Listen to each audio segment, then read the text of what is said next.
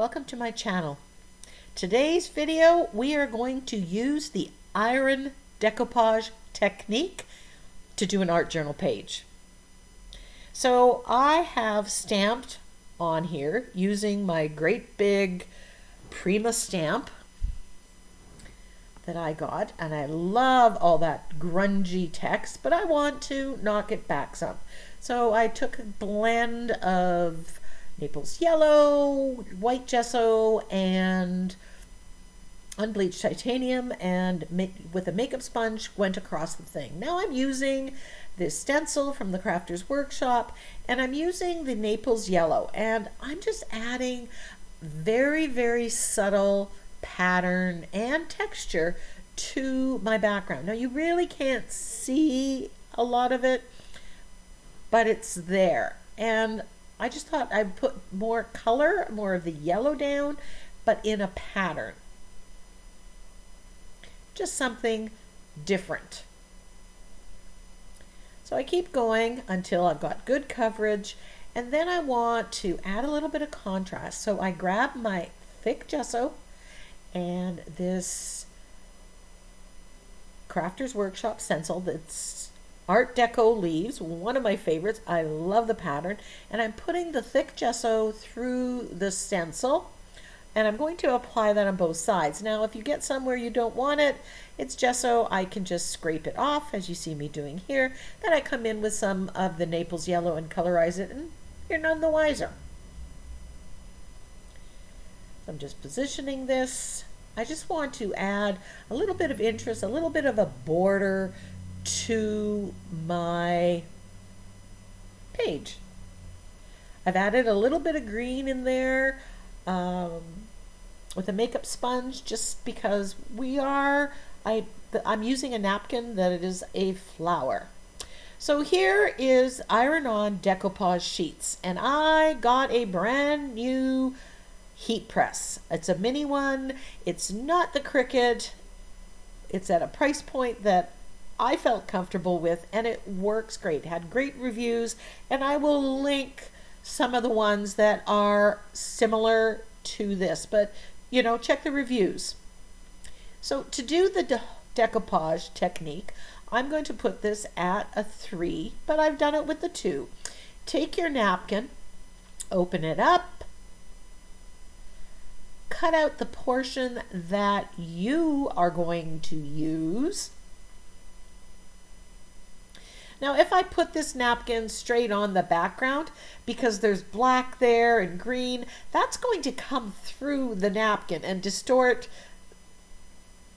the napkin, and I don't want that. So this is where I'm going to be using the iron decoupage technique. Now normally that's done with coasters or putting on wood, but since I bought it, I want to maximize the use of this heat press. If it's going to take up space in my studio, I want to get a lot of use out of it.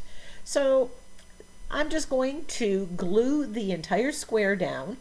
Now remember, when you are using a napkin, when we decoupage it down, no matter how you do it, you always want to remove those 2 excess plies. You can save that. They can be used in other applications on your art journal page, but so here I'm just lining this up. I'm going to grab my scissors, and I'm just going to cut out of this iron-on decoupage sheet that I created, and I will link the video where I do that. I apologize for my voice. I've got a bit of a head cold going on. Here is a sheet of parchment paper, just Dollar Tree, and I'm just using the heat press. I start in the middle and press out. And I just want to make sure that I've got perfect adhesion.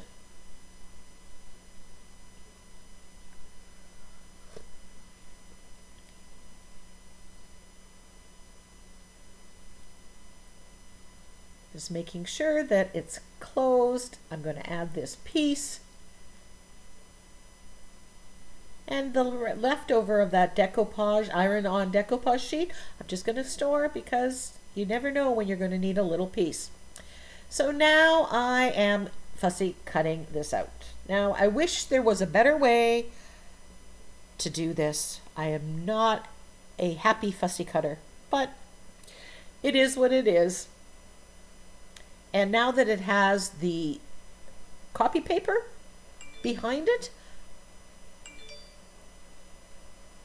it's easy to cut out. So I've got my composition in there, and I'm going to use gel medium to glue it down. And that's because there's the napkin layer and the copy paper there.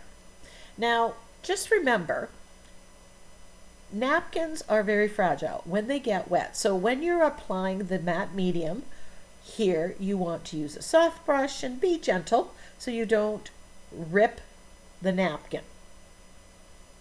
Once you have a coat of that, it protects the napkin for any future additions like the Inktense blocks that I'm going to be using here. But when you're applying the matte medium, be gentle. So I've matched the color, and I am just going to add color to the orchid. I just want to beef up that color a little bit, and I'm getting some of the color straight on the brush, and then I'm also mixing it with gesso.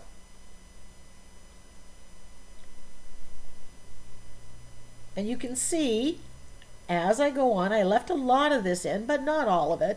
I wanted you to see the process. I love overpainting. And the thing you need to realize is nobody's going to see what it was originally. So they're just going to admire your work. Now, I'm not a trained artist. I'm just kind of I'm doing what I think looks good with the shading and the highlighting. That's it. I'm mixing the colors, and I'm just trying to get a nice, this kind of watercolory look.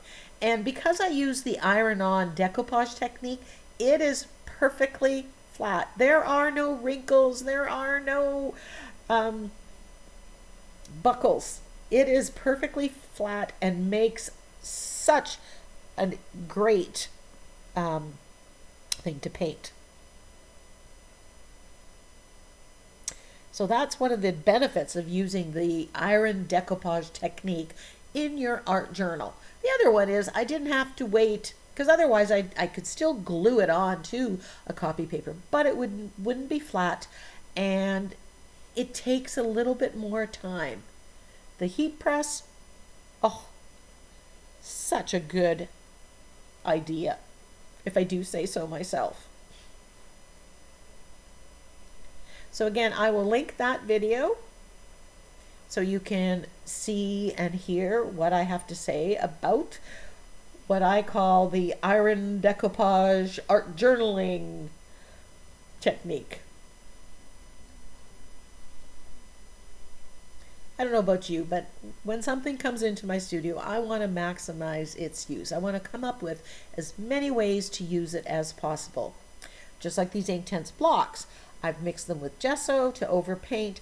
Now I'm using it straight up. I'm using it to shade my pictures. I have these Inktense blocks. I've had them for 8 years. You can see that they're broken. They've been well used. I absolutely love the Inktense blocks. They make a very good addition to my art journal stash.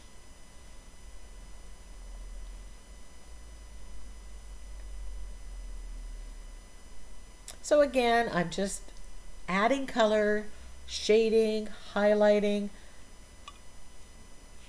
just what I think looks good. And if you compare it to the original, it just looks painted. It looks more painterly, more like I painted it as opposed to glued on a napkin. And that's always my goal. So on this art journal page, we've got texture with the thickened gesso. We've got pattern with the stamp that started the page, all that text and script. We have a beautiful focal point. We've overpainted.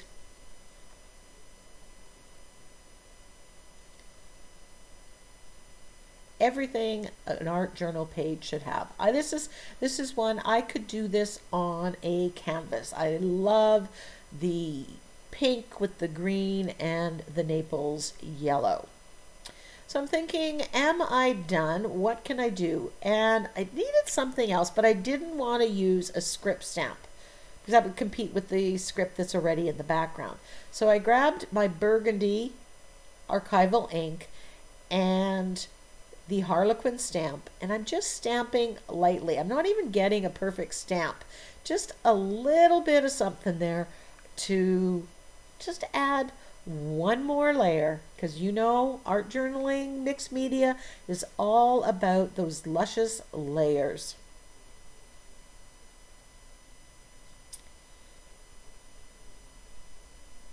So now I'm grabbing my General's charcoal. The one that I'm using now to shade around the outside or edge the page is the soft, and it's softer and it grunges better. It gives more, it's perfect for shading. Then I'm grabbing the medium one, and this gives more of a sketchy line. And I'm just loosely, lightly going around all the petals of the orchid just to have them pop. I didn't want to shade with in my usual way. It just didn't seem to work on this page, but I did want to outline these a little bit and kind of grunge them up a little bit. Then, I just keep going. I'm grunging up and outlining some of those harlequin, those triangles on that background. Not sure that was the best move, but you know what? Trial and error.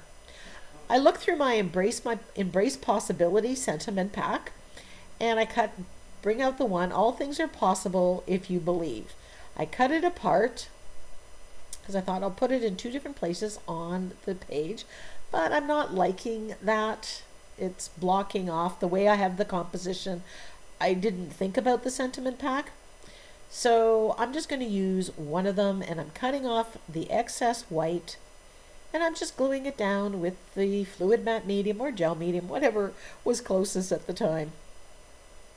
After that's dry, I grab the General's charcoal and I just grunge it up around, outline it a little bit to make it a little more grungy, take off the tape, and there we have the finished page. I really enjoyed overpainting after using the iron decoupage technique. Until next time, go get creative.